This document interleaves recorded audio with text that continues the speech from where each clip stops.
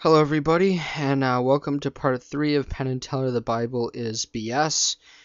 Let's go. No note from God, nothing. We are told that these people spent 40 years wandering around in the desert. They escaped as slaves from Egypt and so forth. There is not a shred of archaeological or historical evidence outside of the Bible that this is even true. Yes, there is. There's tablets about the Egyptian pharaohs leading a raid to go into the land of Canaan and gather slaves. The Egyptians were notorious about their slaves. You know, what you think all these pyramids and their culture and civilization just happened to spring up and be so prosperous in the desert. This shows, I'm almost fed up with this video because it's lack of understanding archaeology, and that there's lots of archaeology that does prove the scriptures. Anyways, let us continue. That it ever even happened. You would think that if people spent 40 years wandering around in the desert, they'd leave some archaeological evidence. Well, what? What would you want them to leave behind? Their pottery? Their tents? Their animals? They need those. They needed them for wandering, for when they were looking for the promised land. Now, the reason why they were wandering around, there's two prongs to this. One is the fact that they weren't ready for what God had promised them, the promised land. They were being disobedient. Secondly, there's three. Secondly, is God was putting them in a new environment. Anytime we're going to start accepting God and understanding His holiness, we need a change of scenery. We need to get away from all the idols. And this is one of the reasons why God brought them out of there. Number 3 is to give 40 years he already gave 700 years, but another 40 years for the people in the land of Canaan, for time for them to repent and stop all of their children sacrifices, body mutilations, idolatry, all the filthy, barbaric things they were doing with their various worship. So God was ripening them for judgment and getting His people ready to give them the land that He promised them, that He promised back to Abraham. There's absolutely none. There's no evidence that even somebody named Moses even existed. Well, yeah, there is. It's in the Bible. Now, what you need to do is look at the Bible as how a historian would look at it. They're each individual separate books that were put together. It's not just one book. It's many books. And that because there's one source that's a primary source about Moses, that means he never existed?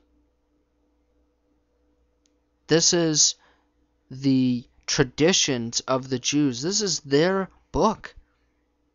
What do you mean he doesn't exist? Are you going to say that, take a figure like, we'll say, where there's only, we'll say, Caesar. There's less sources about him than there are for Moses. And you're going to say Moses never existed? Yet he did. Why? Because he brought the 10 Commandments and they challenge your morality and your lifestyle. And this is why you don't want to hear it. And you want to just say that he never existed, because God challenges what we're doing. Are we living for others, or are we living for ourselves?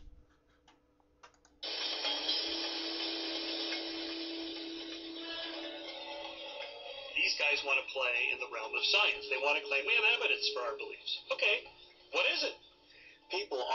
Well, there's many arguments for God, for His existence. And, honestly, the burden of evidence that the universe came into existence out of nothing is on you. The evidence for moral objectivity, when we know there's moral objectivity, not coming from God is from you. The burden for not believing in God is on you. There's more proofs and good reasons from philosophy and from various arguments for the Christian God than there isn't one. Now, secondly, you're showing this guy and the other guy, where's their names? What do they do? Who are they? Have trouble with biblical miracles, including the stupendous ones like parting the waters of the Red Sea, a la Cecil B. DeMille, and so on. Probably didn't happen that way at all. Probably they did not cross the 50, 60, 70 mile wide Red Sea.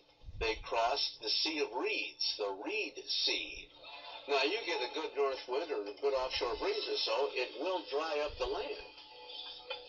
Once you buy the red reed thing, well, they walked across a low-tide marsh on a windy day. What's the miracle in that? The smell didn't annoy them? And why give us a podunk explanation for a miracle? If it isn't a miracle, it isn't God. If it isn't God, it's a bullshit story. Okay, first off, they found chariot wheels at the bottom of the Red Sea.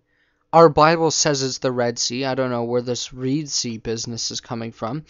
And do you see your hypocrisy?